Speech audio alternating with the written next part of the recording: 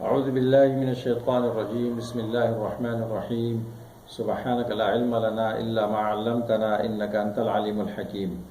قرآن کریم کے قصوں کا بیان، قرآن کریم کے دلائل اور قرآن کریم کی مثالوں اور قسموں کی طرح قرآن کریم کے قصے بھی مستقل باب ہے اور بہت اہم باب ہے۔ قرآن کریم جس طرح ہر چیز میں معجز ہے، اس طرح قصے بیان کرنے بھی معجز ہے۔ اس لیے قرآن کریم کے قصے وہ عام قصے اور کہانیوں کی طرح نہیں ہے، اور وہ فرضی بھی نہیں ہے، بلکہ حقائق ہے، 100% حقائق ہے۔ اس لیے قرآن کریم قصہ کہانی کی کتاب نہیں ہے۔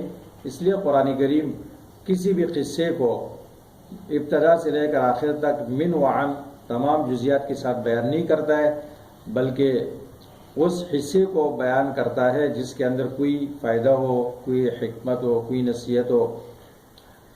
قرآن کریم میں اللہ تعالیٰ نے قصے بیان فرمائے ہیں، انبیاء علیہ السلام کی بھی قصے بیان فرمائے ہیں، اور حکماء کی، صالحین کی، اور اسی طرح ظالموں جابروں کی قصے بھی بیان فرمائے ہیں، اور عورتوں کے قصے بیان فرمائے ہیں، اور جانوروں کے، حیوانوں کے اور پرندوں کے قصے بیان فرمائے ہیں۔ قرآن کریم میں انبیاء علیہ السلام کے تقریباً ویسے تذکرہ تو 27 انبیاء کا ہے، 25 انبیاء علیہ السلام کے قصے ہیں۔ قصے کا معنی کیا ہوتا ہے؟ قصے کا لغوی معنی ہوتا ہے اثر کے پیچھے چلنا، نشانات پہ واپس لوٹ کے چلنا اور اس کی تابعداری کرنا۔ چنانچہ موسیٰ علیہ السلام اور ان کے ساتھی جب مچھلی بھول گئے تھے اور واپس لوٹے اپنے ان نشانات پر، تو قرآن کریم کہتا ہے سورۃ کہف میں فَارْتَدَّ عَلَىٰ آثَارِهِمَا قَصَصًا۔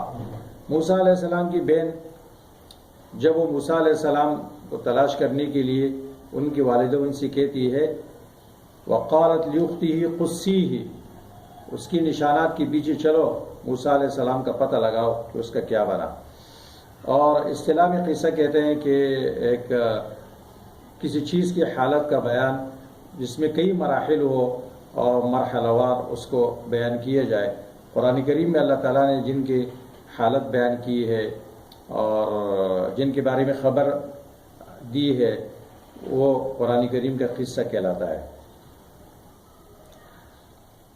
قرآن کریم میں قصوں کے کیا حکمتیں ہیں، کیا فائدے ہیں؟ ایک تو تمام قصوں کی مجموعی طور پر فوائد و حکمتیں ہیں جو قرآن کریم نے خود بیان فرمائے ہیں اور علماء نے اس کا استنباط کیا ہے، اور کچھ حکمتیں اور فوائد وہ ہوتی ہے جو ہر قصے کے اندر الگ الگ ہوتی ہے۔ قرآن کریم نے قصوں کے جو فائدے بیان کیے ہیں اس میں ایک تو ہے تفکر، غور و فکر کرنا۔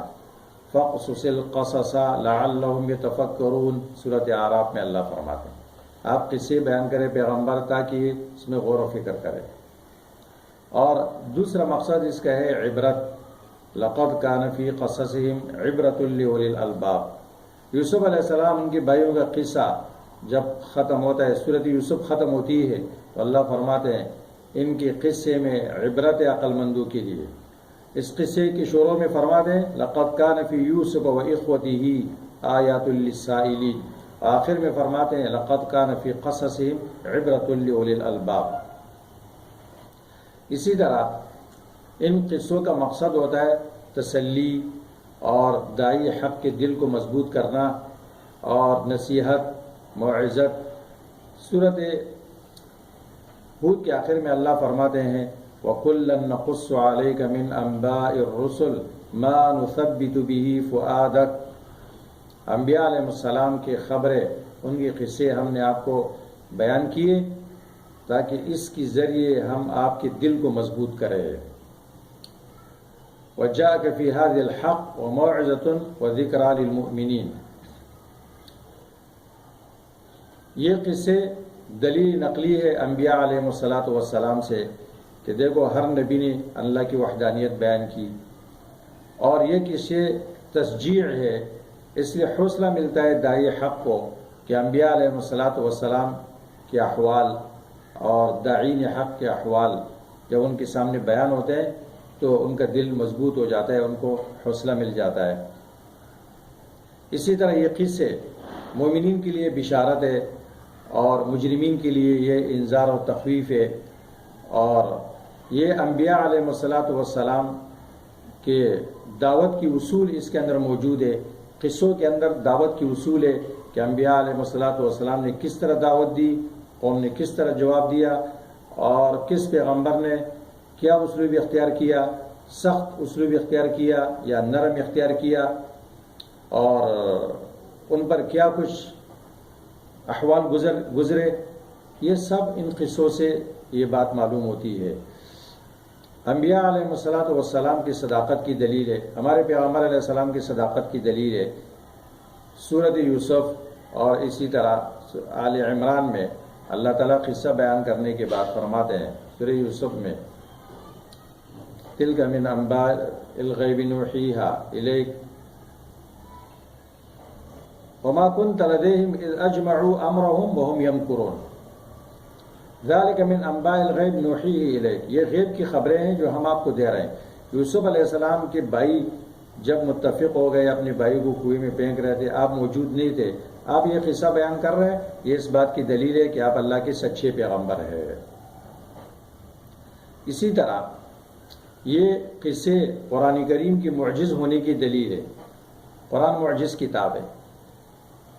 بعض قصے قرآن نے مقرر ذکر کیے ہیں۔ موسیٰ علیہ السلام کا ذکر 120 مقامات پر ہے، اور نوح علیہ السلام کا 25 مقامات پر ہے۔ بعض قصے مقرر ہے اور بعض قصے ایک مرتبہ ہے، تو جو تکرار ہے اس میں کیا فائدہ ہے؟ یوسف علیہ السلام کا قصہ ایک مرتبہ ہے۔ جن قصوں میں تکرار ہے، عجیب اعجاز قرآن کا اس میں یہ ہے کہ بار بار جس قصے کو ذکر کیا جاتا ہے، ہر جگہ ابتدا الگ، انتہا الگ، اور ہر جگہ اس کے مقاصد الگ الگ۔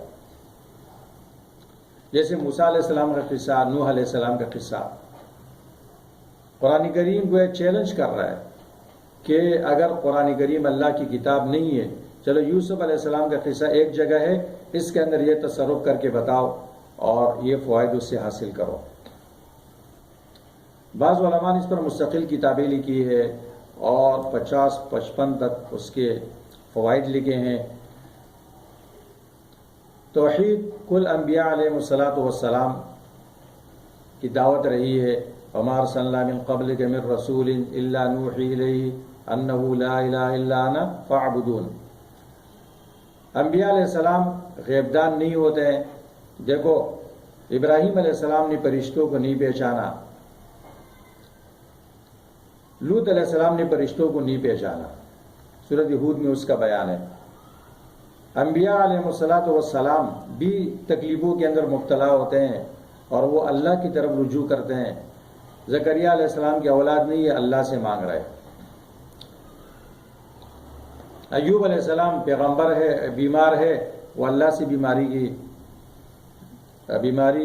کی شفا کی درخواست کر رہے ہیں۔ رب انی مسنی الضر وانت ارحم الراحمین۔ انبیاء غیبدان نہیں ہوتے ہیں۔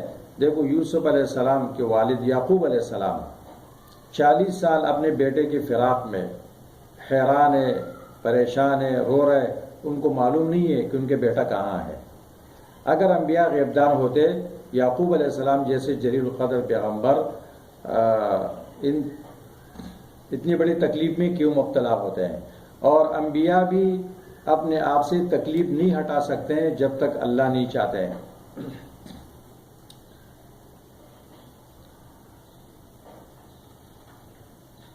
لقمان کی دعوت ہے اس میں کہ بڑا دانشور اور حکیم آدمی، اس نے تربیت کی اصول بتائے، اولاد کی تربیت کیسے ہوگی۔ وَإِذْ قَالَ لُقْمَانُ لِابْنِهِ وَهُوَ يَعِظُهُ يَا بُنَيَّ لَا تُشْرِكْ بِاللَّهِ إِنَّ الشِّرْكَ لَظُلْمٌ عَظِيمٌ۔ اولاد کی تربیت آپ کیسے کریں گے؟ لقمان اولاد کی تربیت میں آئیڈیل ہے۔ انبیاء علیہ السلام غیبدان نہیں ہے۔ سلیمان علیہ السلام کو مملکت سبا کا پتہ نہیں تھا، ہدہد نے بتایا۔ یوسف علیہ السلام کا قصہ ہمارے پیغمبر علیہ السلام کے لیے بہت بڑی تسلی ہے۔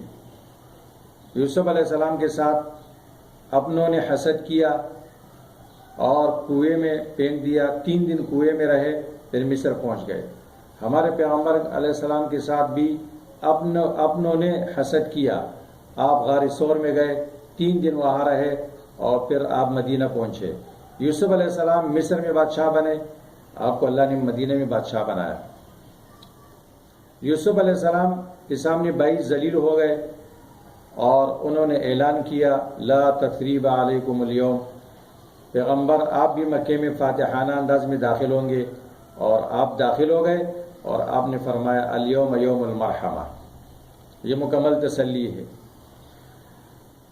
مسئلہ توحید وہ مسئلہ ہے جو انبیاء نے جیل کے اندر بھی بیان کیا۔ یوسف علیہ السلام نے جیل میں دعوت دی، یا صاحب السجن ارباب متفرقون خیر ام اللہ الواحد القہار۔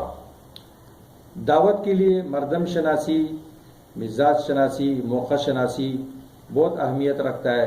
اس لیے یوسف علیہ السلام کے پاس خواب کی تعبیر پوچھنے کے لیے جب 2 آدمی آئے تب انہوں نے اس موقع کو غنیمت جان کر ان کو دعوت دی۔ اس طرح ہر قصے کے اندر بے شمار فوائد ہے جو وہاں دیکھے جا سکتے ہیں۔ اس مختصر سے تعارف میں ہم نے اس کی طرف توجہ دلائی، اس کو تفسیروں میں مطالعہ کیا جائے اور جتنا غور کیا جائے، ہر قصے کے اندر بہت کچھ ہے۔ اللہ تعالی ہمیں قرآن کریم کے اندر تدبر کرنے کی توفیق عطا فرمائے۔